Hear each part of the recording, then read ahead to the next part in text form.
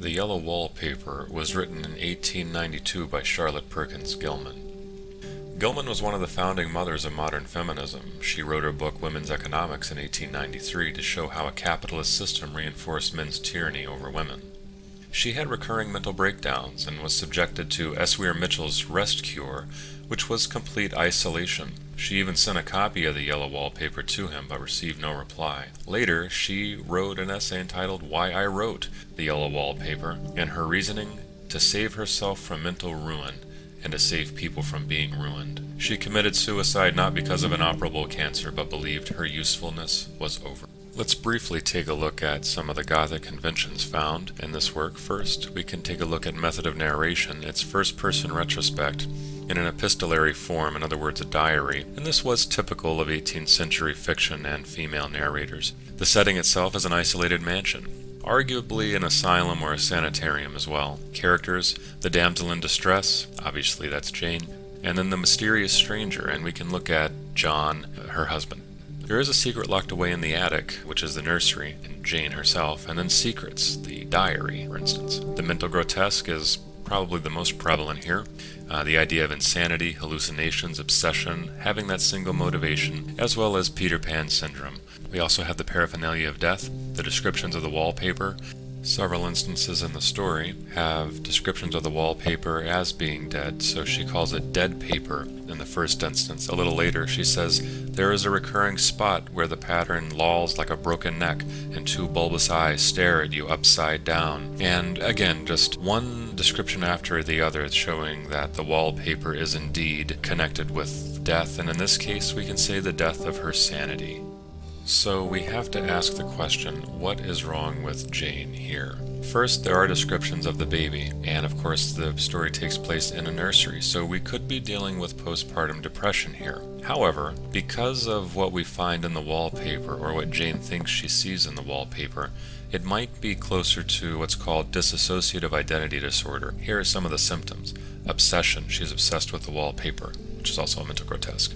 Compulsive behavior, she's always creeping, has her shoulder in the wall and moving around and around the room, and also the way that she studies the wallpaper.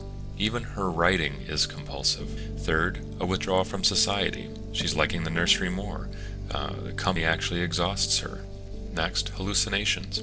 She notices the woman and other things in the paper, and then she notices the woman outside, which of course we can simply say is her reflection, but it's what she thinks she sees outside.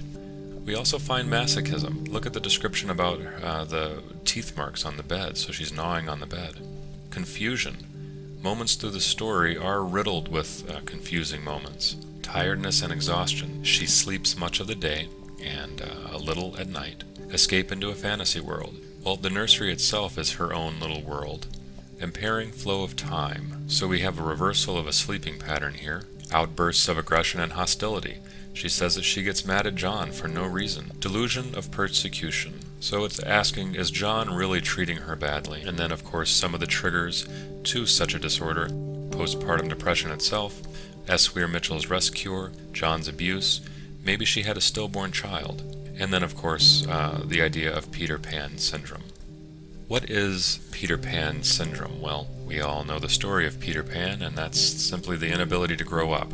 So if an adult has Peter Pan syndrome, that's an adult basically with a child's mind, with an immature mind.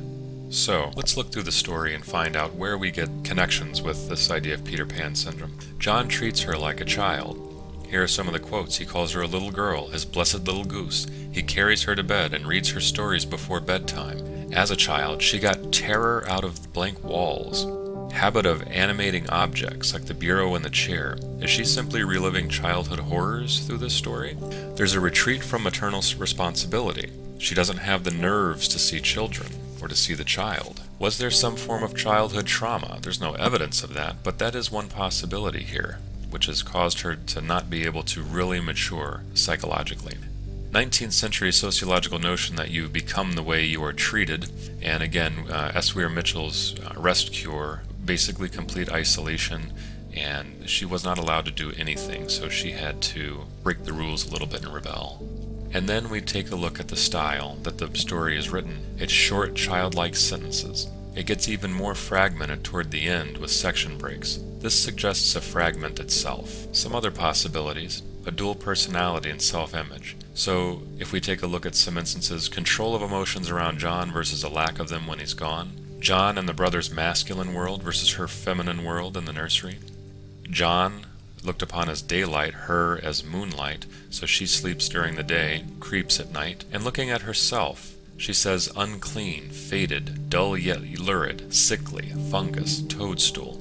All of these images on the wall, we can look at one of the Gothic conventions of parallelism with art. So when she's describing the wallpaper, she's really describing herself, and that terminology is not a very positive outlook on the self.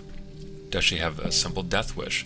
She talks about seeing the broken neck, strangles, committed suicide, destroy themselves. All of these are descriptions of the wallpaper. Okay, let's look at another analytical point. The doppelganger and Jane as one. So she gets yellow smooches on her clothing, obviously from rubbing the wall around the room. The paper has unblinking eyes, so paranoia, for in the end she sees Ginny betraying her. Like Jane, the paper has a formless sort of figure behind the front design. And like her, the paper shows a woman stooping down and creeping. The woman in the pattern goes to the garden and lane where Jane is allowed. And let's connect that idea of the doppelganger with the ending. This is when she goes over the edge. She lets the insane portion of herself out. Some modern theory suggests that insanity is a choice. Let's look at some of the examples here. She gnaws on the bedstead. She talks about herself in the third person. She identifies with the woman in the paper. She goes on creeping after John has fainted. Paranoia. Everybody, including Ginny, is against her. And then tearing off the paper, this is symbolic dismemberment. This prevents her from being able to get back to herself. Meaning, if she is chosen, that her real world is the sane world, and the woman in the paper represents insanity.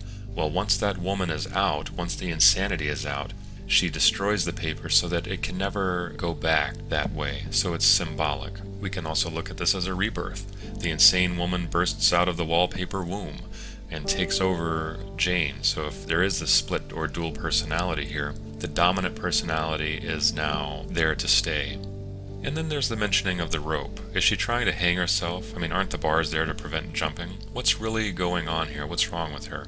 So the ending gives us many suggestions that we can explore. So let's take a look at this from the final analytical point, and that's a feminist perspective. So the woman in the wallpaper represents what Jane is not. Jane is weak, controlled, and isolated. She does right but fears being caught. The woman in the paper is independent, creeps over the husband, does what she wants to do without any fear. We see male dominance, which is later overcome. John and the brother insist that she is troubled. She's almost held prisoner by male influence and opinion. Is John tyrannical and in total control of her in the guise of protectiveness? The nursery used to be a boys' school, so again a male-dominated setting. And then there's Ginny.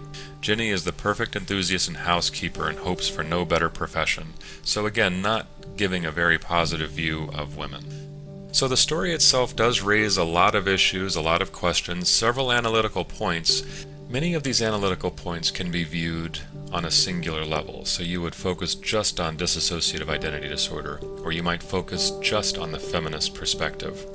The purpose of this lecture is to point some of them out and give you examples from the text that show certain directions you can go in when analyzing a text.